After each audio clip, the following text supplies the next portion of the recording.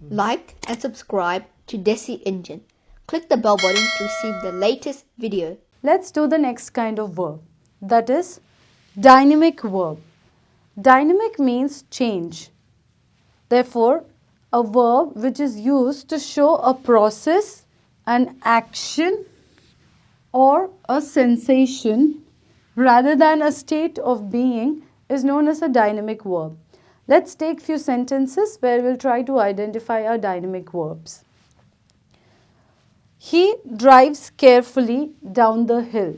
Here, the verb drives shows a process, that is a process of driving. Therefore, this becomes a dynamic verb. Next sentence, Matthew is growing old. Here,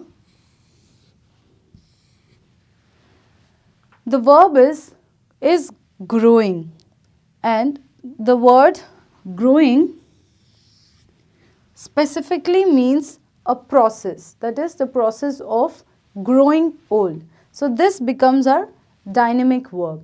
Some of the examples of dynamic verbs are drive, grow, throw, hit.